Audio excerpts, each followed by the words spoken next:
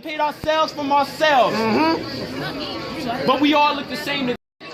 Just walking targets. Being gunned down in Walmart or being beaten to death by Uncle Sam's Club. Too black to get a job at Target, Walmart, or Sam's Club. So we target Walmart or Sam's Club as the first place to loot when the riots start. Why do we riot? Because life ain't fair. Not even for the fair-skinned, and it's frightening. Black life is at a high cost and a low value, which is why life expectancy constantly gets marked down. White people get clearance sales. Black people get prison cells. White people get 25% off. Black people get 25 to life. What you doing? Boy.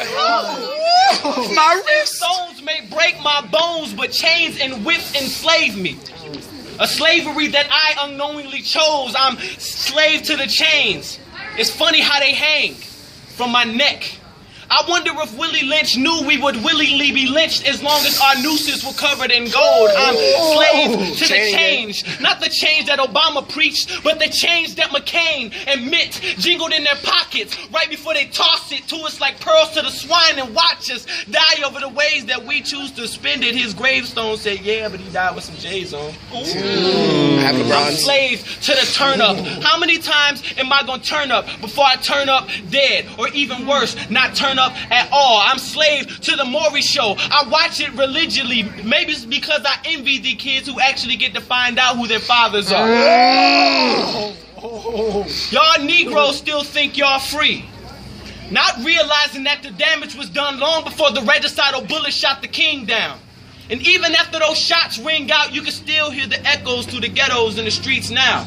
Because they just traded the chains and whips in for chains and whips in the name. Don't worry about the name because it fits. Because not too long ago, you would have been my nigga. So don't get mad when they call you my nigga. Not my brother, not my good sir, not my man's, but my nigga. Don't think it went away because of the change in times. Just because you're not standing in segregated lines don't mean you are not living in segregated times. Because the 13th Amendment ain't say nothing about your mind. Mentally, we still in 1760. Let's examine the evidence. We still wear ropes around our neck. They just covered in gold to make it elegant. I know some of y'all gonna say, but hey, we got a black president. Pay attention. They don't let too many darkies in the house to represent. And I know that the Klan is not as prominent as it used to be, but that's because truthfully, we're doing their job beautifully. Putting blacks in the grave and the rest of them in the cage where they're supposed to be. I'm oppressed.